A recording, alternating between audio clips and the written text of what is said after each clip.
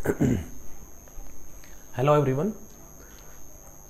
आज के जो हमारे लेक्चर में क्वेश्चन रहेंगे उसमें 10.3 के क्वेश्चन नंबर 12, 13 एंड 16 और इसमें जो सबसे इम्पोर्टेंट जो क्वेश्चन है उसमें क्वेश्चन नंबर 13, 16 भी इम्पोर्टेंट है, लेकिन क्वेश्चन नंबर 13 जो है स्टूडेंट ये बोर्ड के एग्ज़ाम में और कंपटीशन एग्ज़ाम में भी कई बार आया हुआ क्वेश्चन है, तो काफ़ी इम्पोर्टेंट क्वेश्चन है। तो चलिए हम शुरू करते हैं क्वेश्चन नंबर 12 से। हमारे पास यहाँ पे स्टेटमेंट है A vector dot A vector is equal to 0 and A dot B is equal to 0, then what can be concluded about the vector B. Mean student हमें यहाँ पे जो गिवन है उसमें क्या है, ए dot A is equal to 0 and A dot B is also 0। तो student हमें इस बी के बारे में कुछ इंफॉर्मेशन कलेक्ट करनी है और उनके बेसिस पे हमने बताना है कि बी की यहाँ पे क्या क्या पॉसिबिलिटी है, यानी बी किस तरह का वेक्टर होगा या होना चाहिए, ये हमें यहाँ पे मेंशन करना है। तो देखिए स्टूडेंट, जो हमारे पास रिजल्ट है अगर हम उनको ध्यान से देखें तो यहाँ जो रिजल्ट दिया हुआ है उसमें ए वेक्टर डॉट ए, तो इसको आप क्या लिख सकते हो, मैग्नीट्यूड ऑफ ए और इसका स्केयर इज इक्वल टू 0, क्योंकि जैसा कि हम जानते हैं किसी वेक्टर की उसी वेक्टर के साथ डॉट प्रोडक्ट उसके मैग्नीट्यूड का स्केयर होता है। तो इट इज ए स्केलर, जब हम दोनों तरफ स्केयर रूट लेंगे तो ये आ जाएगा magnitude of A is equal to 0। तो यानी यहाँ से स्टूडेंट क्या हुआ, ए का जो मैग्नीट्यूड है वो क्या है 0, यानी ए एक ऐसा वेक्टर है जिसकी जो लेंथ है, जिसका जो मैग्नीट्यूड है, मान लीजिए जैसे ये वेक्टर है और इस वेक्टर की अगर हम लेंथ 0 कर देते हैं तो ये क्या बन जाता है, एक तरह से पॉइंट बन जाता है, यानी इसका जो मैग्नीट्यूड आएगा वो क्या आएगा 0। यानी आप यहाँ से कह सकते हैं स्टूडेंट की ए वेक्टर जो है वो 0 वेक्टर है। अब जो दूसरा पार्ट हमें यानी रिजल्ट हमें गिवन है ए dot B is equal to 0। अब डॉट प्रोडक्ट 0 कब होगी, देखिए स्टूडेंट डॉट प्रोडक्ट जैसे कि हमने क्वेश्चन भी किए हैं कि डॉट प्रोडक्ट 0 तब होती है जब theta is equal to 90 degree हो। तो या तो आप ऐसे लिख दीजिए या थीटा डिग्री में लिखेंगे तो theta is equal to 90 degree, लेकिन यहाँ पे ऐसा कुछ मेंशन नहीं है कि थीटा जो है वो 90 डिग्री है, तो हम इस केस को यहाँ पर कंसिडर नहीं करेंगे क्योंकि ये एक पॉसिबिलिटी है, हो सकता है थीटा 90 से कुछ अलग भी हो सकता है। तो अगर हम इसका फॉर्मूला ओपन करते हैं, जो इसकी डेफिनेशन है उसके अकॉर्डिंग चलते हैं, mod of A mod of B into cos theta is equal to 0। तो देखिए स्टूडेंट यहाँ से हमें ए का जो मैग्नीट्यूड है वो क्या है 0 है, तो 0 की जब हम इन वैल्यूज से फाइनाइट वैल्यू से प्रोडक्ट करेंगे तो हमारे पास क्या आएगा रिजल्ट 0। इसका मतलब क्या हुआ स्टूडेंट, अगर आप b का मैग्नीट्यूड यानी जो b वेक्टर है उसका मैग्नीट्यूड आप 5 ले लेते हो तो भी 0, 6 ले लेते हो तो भी 0 और कुछ और वैल्यू ले लेते हो तो भी रिजल्ट क्या आएगा 0 ही आएगा।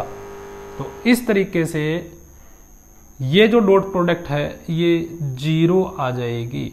तो यहाँ स्टूडेंट जो डॉट प्रोडक्ट है वो हमें 0 दी हुई है, तो आप कह सकते हैं कि या तो ये वेक्टर 0 या ये वेक्टर 0 या एंगल इज 0, लेकिन कन्फर्म है ये वेक्टर 0 है। तो 0 की जब हम बी डॉट वेक्टर बी के साथ डॉट प्रोडक्ट करेंगे तो ये क्या आ जाएगा 0। तो आप इस बी के बारे में क्या कह सकते हैं स्टूडेंट, बी की जो वेक्टर की वैल्यू है वो आप यहाँ कुछ भी रख दीजिए, 0 से डॉट होके रिजल्ट जो है वो क्या आएगा 0 ही आएगा। तो यानी आप क्या कह सकते हैं यहाँ पर b जो है कैन बी एनी वेक्टर, यानी आप यहाँ b जो है कोई भी वेक्टर ले लीजिए, अगर a वेक्टर 0 है तो उस वेक्टर की जो आप वेक्टर ले रहे हैं b की वैल्यू की जगह b जो वेक्टर ले रहे हैं उसकी a 0 वेक्टर के साथ डॉट प्रोडक्ट कन्फर्म है 0 ही आएगी। तो यहाँ b क्या हो सकता है, कोई भी वेक्टर हो सकता है। अब हम चलते हैं क्वेश्चन नंबर 13 पे। If A B C vector A vector B and vector C are unit vector, mean student ये तीनों जो है यूनिट वेक्टर दे रखे हैं, यानी इन तीनों का जो मैग्नीट्यूड है वो कितना है, 1 है। यूनिट वेक्टर की डेफिनेशन यही होती है कि उनका मैग्नीट्यूड जो है वो कितना होना चाहिए, 1 होना चाहिए। और हमें एक कंडीशन और गिवन है यहाँ पे, vector A plus vector B plus vector C is equal to 0 vector. और हमें स्टूडेंट ये जो वैल्यू है ए dot B plus B dot C, find the value of A dot B plus B dot C plus C dot C, ये हमें क्या करना है, फाइंड आउट करना है। तो देखिए इसको अब हम कैसे फाइंड आउट करते हैं स्टूडेंट। इस जो हमें ये कंडीशन दी हुई है, इस कंडीशन में दोनों तरफ में जो दो वेक्टर है, दोनों वेक्टर्स का मैग्नीट्यूड ले रहा हूँ, यानी राइट हैंड में जो वेक्टर है उसका मैग्नीट्यूड ले लिया और लेफ्ट हैंड में जो वेक्टर है उसका मैग्नीट्यूड ले लिया। अब ये स्टूडेंट एक तरह से मैग्नीट्यूड हो गए, यानी स्केलर हो गए। तो आप यहाँ पे क्या करें, दोनों वेक्टर का यानी मैग्नीट्यूड का दोनों तरफ क्या कर दे, स्केयर कर दे। तो इधर 0 के मैग्नीट्यूड का स्केयर। तो जैसा कि हम जानते हैं 0 एक ऐसा वेक्टर होता है जिसका मैग्नीट्यूड 0 होता है, तो 0 का स्केयर करेंगे 0। और इसको हम स्टूडेंट ध्यान से देखिए इस तरीके से लिख सकते हैं, vector A plus vector B plus vector C dot vector A plus vector B plus vector C is equal to 0 vector. ये हमने क्यों लिखा student is equal to 0, not vector, केवल 0, क्योंकि अब हम डॉट प्रोडक्ट कर रहे हैं तो ये एक स्केलर क्वांटिटी आएगी, तो आप केवल 0 ही रखें। तो यहाँ मैंने क्या किया स्टूडेंट, जैसा कि हम जानते हैं इस वेक्टर के साथ अगर हम डॉट प्रोडक्ट करेंगे तो रिजल्ट क्या होगा, इसके मैग्नीट्यूड का स्केयर। तो इसके मैग्नीट्यूड के स्केयर की जगह मैंने ये इन दोनों की डॉट प्रोडक्ट को रख दिया और इज इक्वल टू में क्या हो गया, 0।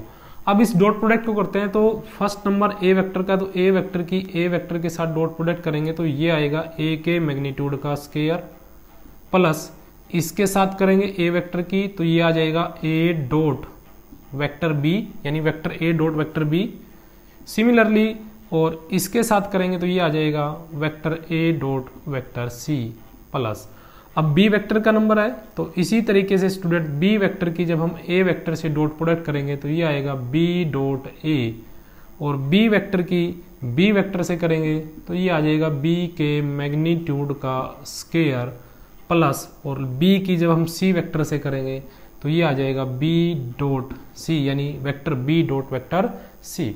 सिमिलरली अब जो लास्ट वेक्टर हमारे पास प्लस में है वेक्टर सी, उसकी जब हम इस ए वेक्टर से प्रोडक्ट करेंगे तो ये आएगा सी डॉट ए प्लस, और जब इसके साथ करेंगे तो ये आ जाएगा सी डॉट बी, यानी वेक्टर सी डॉट वेक्टर बी, और इसके साथ करेंगे तो सी डॉट सी, यानी this can be written as square of magnitude का जो है क्या आ गया, square is equal to RHS में क्या है, 0।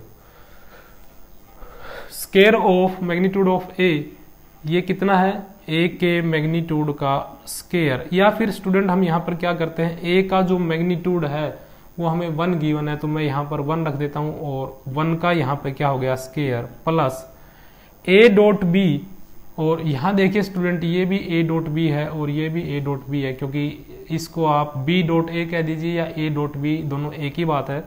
तो दोनों को ऐड करेंगे तो क्या हो जाएगा, double of A dot B plus, इसको देखिए स्टूडेंट ए डॉट सी, और यहाँ पे है सी डॉट ए, यानी ये दोनों भी कंबाइन होके क्या बना देगी, 2 ए डॉट सी।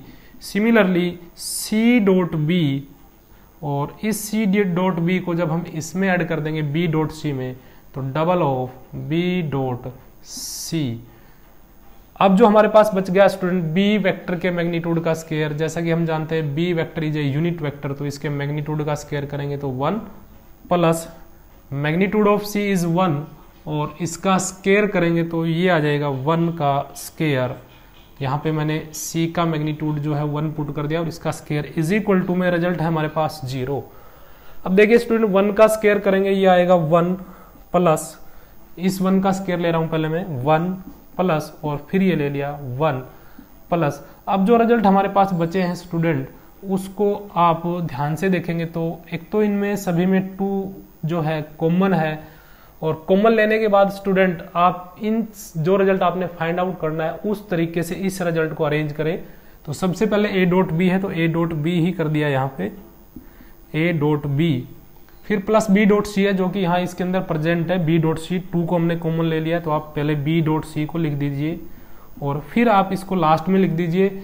यहाँ पे सी डॉट ए लिखा हुआ है, यहाँ ए डॉट सी है तो आप इसको सी डॉट ए भी लिख सकते हैं, कोमोटेटिव है डॉट प्रोडक्ट, और इज इक्वल टू में RHS जो है वो 0, 1 + 1 + 1 ये हो जाएगा 3। वैल्यू हमें इसकी फाइंड आउट करनी है तो 3 को हम दूसरी तरफ राइट हैंड की तरफ ले जाएंगे, a dot B plus B dot C plus C dot a, और इज इक्वल टू में अब बन जाएगा स्टूडेंट -3।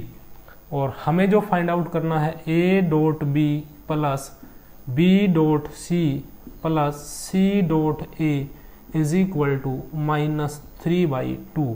तो इस तरीके से जो रिजल्ट हमें फाइंड आउट करना था उसकी जो वैल्यू आई हमारे पास कितनी, -3/2।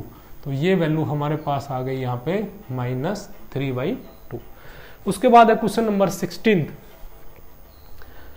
इसमें हमें प्रूव करना है, ये 3 पॉइंट हमें दे रखे हैं ए बी सी, इनको हमने कोलिनियर प्रूव करना है। तो देखिए स्टूडेंट, जैसा कि हम वेक्टर्स के ही जो लेक्चर है हमारे इससे पहले वाले उनमें डिस्कस कर चुके हैं कि कोलिनियर वेक्टर क्या होते हैं। तो यहाँ पर हमें ये ध्यान रखना है, वेक्टर को कोलिनियर प्रूव नहीं करना है हमें, हमारे पास ये 3 पॉइंट दे रखे हैं, इन पॉइंटों को हमने कोलिनियर प्रूव करना है। तो 3 पॉइंट अगर आपको गिवन है और तीनों पॉइंट को कोलिनियर होने का मतलब होता है तीनों पॉइंट जो है वो एक ही स्ट्रेट लाइन के ऊपर लाई करे, तो हम उन पॉइंटों को बोलते हैं कोलिनियर पॉइंट। और वेक्टर जो कोलिनियर का कंसेप्ट है वो हम ऑलरेडी पहले डिस्कस कर चुके हैं। तो यहाँ पे हमें ये तीनों जो पॉइंट है वो क्या प्रूव करने हैं, कोलिनियर प्रूव करने हैं, यानी एक ही लाइन पे प्रूव करने हैं। तो इनको हम कैसे प्रूव करेंगे, देखिए यहाँ पे जो पॉइंट है इसको मैं सी कंसिडर कर लेता हूँ, इसका ऑलरेडी नेम यहाँ कंसिडर कर रखा है ए बी, और लास्ट वाले को क्या कर लिया, सी। तो सबसे पहले जब भी आपको पॉइंटों को कोलिनियर प्रूव करना हो तो 3 पॉइंटों से आपके पास ए, जैसे मान लीजिए मैंने यहाँ ए ले लिया है, फिर बी और सी, तो टोटल आपके पास 3 डिस्टेंस बनती है ए बी और बी सी, और बन जाती है ए सी। ऐसा भी हो सकता है कि सी यहाँ हो, ए इधर हो, बी, तब भी 3 डिस्टेंस बनेगी, ए सी, बी सी कह दीजिए या सी बी कह दीजिए, और ए बी। तो कोई सा भी केस हो, चाहे बी पॉइंट अंदर हो या सी पॉइंट अंदर हो या ए पॉइंट अंदर हो, यानी इस तरीके से हो, ए पॉइंट अंदर है यहाँ पे, इधर हमने सी कर दिया, इधर बी कर दिया, तो भी यहाँ से रिजल्ट क्या बनेगा, 3 distance a c, a b और बी सी। तो डिस्टेंस हमारे पास वही 3 ही बननी है, इसमें भी ए बी, बी सी, ए सी, यहाँ पे भी ए सी, बी सी, ए बी, यानी ए सी और ये बी सी या सी बी कह दीजिए, ए बी। और इस तरह का केस हो तो इसमें भी आप ए पॉइंट बीच में लेते हो तो ए सी, ए बी और ये पूरी बी सी। तो इस तरीके से तीनों पॉइंट की जो भी यहाँ पे पोजीशन रहती है, अगर ये एक ही स्ट्रेट लाइन के ऊपर है तो हमें क्या करना है, तीनों डिस्टेंस फाइंड आउट करनी है। किन्हीं भी 2 का सम, किन्हीं भी 2 डिस्टेंस का सम अगर तीसरी डिस्टेंस के इक्वल आ जाता है तो हम कहेंगे पॉइंट क्या हो गए, कोलिनियर हो गए। तो हम यहाँ पे सबसे पहले फाइंड आउट करते हैं ए बी। तो ए बी वेक्टर हम फाइंड आउट कर लेते हैं, फिर हम उस ए बी वेक्टर का क्या फाइंड आउट कर लेंगे, मैग्नीट्यूड, यानी पहले हम ये वेक्टर फाइंड आउट कर लेते हैं और फिर हम इसका मैग्नीट्यूड। तो वेक्टर जैसा कि स्टूडेंट हमें पता है हम कैसे फाइंड आउट करते हैं, आप बी के पोजीशन वेक्टर में से जो बाद वाला होता है उसमें से पहले के पोजीशन वेक्टर माइनस कर दीजिए, यानी position vector of B minus position vector of A. तो बी का पोजीशन वेक्टर, बी पॉइंट हमारे पास ये दे रखा है, इसका पोजीशन वेक्टर क्या आएगा, तो किसी भी पॉइंट का अगर हमें पोजीशन वेक्टर बनाना हो तो उसके जो कोऑर्डिनेट है उनके साथ आप आई जे के लगा दीजिए और बीच में प्लस साइन डाल दीजिए, तो ये बन गया पोजीशन वेक्टर ऑफ बी। इसी तरीके से अगर हमें ए का पोजीशन वेक्टर बनाना हो तो ए पॉइंट इज दिस, तो ये बन जाएगा, माइनस करना, ब्रैकेट यूज कीजिए, आई प्लस 2j और के लगा दीजिए यहाँ पर प्लस 7k। तो यहाँ से ए बी वेक्टर आ जाएगा 2i में से, आप ब्रैकेट ओपन कर दीजिए, आप डायरेक्ट भी माइनस कर सकते हैं। मैं यहाँ ब्रैकेट ओपन कर देता हूँ पहले, -2j - 7k। तो 2i में से i को सब्ट्रैक्ट करेंगे तो i, 6j में से 2j 4j, और 3k वेक्टर में से -7k वेक्टर आप करेंगे तो -4k वेक्टर। तो इस तरीके से हमारे पास स्टूडेंट ए बी वेक्टर आ गया। अब हम इजीली ए बी का मैग्नीट्यूड फाइंड आउट कर सकते हैं। और किसी भी वेक्टर का मैग्नीट्यूड कैसे फाइंड आउट करते हैं, उसके i कंपोनेंट का स्क्वायर, यहाँ i कंपोनेंट 1 है तो i कंपोनेंट का स्क्वायर प्लस j कंपोनेंट का स्क्वायर 4 का स्क्वायर और प्लस k कंपोनेंट का स्क्वायर। और ये वैल्यू आएगी यहाँ से 1 का स्क्वायर 1, 4 का स्क्वायर 16 और इस 4 का स्क्वायर 16, यानी ये आ गए स्टूडेंट 33। इसी तरीके से स्टूडेंट अब हम BC वेक्टर फाइंड आउट करेंगे। तो यहाँ अब मैं सीधा फाइंड आउट करूंगा C में से B वेक्टर के, यानी C के पोजीशन वेक्टर में से B का पोजीशन वेक्टर हम माइनस कर देंगे। इसको हम और सीधा कर सकते हैं, आप C में से B के कोऑर्डिनेट सब्ट्रैक्ट कीजिए और उनके साथ ijk लगा दीजिए। यानी कैसे, ये B vector sorry B point है और ये C पॉइंट है, तो बाद वाले में से पहले वाले के आपने माइनस करने हैं। 3 में से पहले में से पहला कंपोनेंट ही माइनस करना है, यानी पहले कोऑर्डिनेट में से पहला। 3 में से 2 माइनस करेंगे तो ये आएगा i, यानी 1i, उस जो भी बचता है उसके साथ ijk। 10 में से 6 4, यानी 4j। सिमिलरली -1, उसमें से 3 माइनस करेंगे तो -1 और -3 हो जाएगा -4k। और इसका जो मैग्नीट्यूड आएगा वो आएगा हमारे पास 1 का स्क्वायर 1, 4 का स्क्वायर 16 और -4 का square 16। This is also √33। Similarly student a b हो गया, बी सी हो गया। अब हम ए सी फाइंड आउट करेंगे तो बिल्कुल एज इट इज ऐसे ही फाइंड आउट कर रहे हैं। सी में से ए के कोऑर्डिनेट माइनस करेंगे और उनके साथ क्या लगा देंगे, आई जे के। तो सी जो पॉइंट है हमारे पास 3 फर्स्ट कोऑर्डिनेट, फर्स्ट में से इसका फर्स्ट कोऑर्डिनेट ही माइनस होगा 3, क्योंकि हम फाइंड आउट कर रहे हैं ए सी, तो ए में से सी के माइनस होंगे, सॉरी सी में से ए के माइनस होंगे, तो सी ये रहा, ए ये रहा। 3 - 1 2, साथ में क्या लग जाएगा आई। दूसरी जो वैल्यू है 10 में से 2 8, साथ में क्या लग जाएगा जे। पहले वाले के साथ आई, दूसरे वाले के साथ जे, तीसरे वाले के साथ के। -1 में से 7 को माइनस करेंगे, -1 और 7 माइनस और कर देंगे तो ये आ जाएगा -8 के। और इसका हम मैग्नीट्यूड फाइंड आउट करेंगे तो ये आएगा हमारे पास स्क्वायर रूट ऑफ 2 का स्क्वायर 4, 8 का स्क्वायर 64 प्लस -8 का स्क्वायर इज आल्सो 64। तो ये आ जाएगा स्टूडेंट हमारे पास 64 प्लस 64 को ऐड करें तो 4 + 4 8 और ये हो गया 12 प्लस 4 और ऐड कर दीजिए इसमें तो ये आ जाएगा 132। और AC का जो मैग्नीट्यूड आया स्टूडेंट यहाँ पे, इसको आप ऐसे भी लिख सकते हैं 33 × 4। देखिए 33 की अगर हम 4 से प्रोडक्ट करेंगे तो 4 3 जा 12, 1 कैरी 4 3 जा 12 और 1 कैरी 132। यानी जो 132 है उसको मैंने स्टूडेंट यहाँ पे 33 × 4 के फैक्टर के रूप में ब्रेक कर दी। अब AC का जो मैग्नीट्यूड है वो आएगा यहाँ पे 4 का स्क्वायर रूट हो जाएगा 2 और अंदर रह जाएगा 33।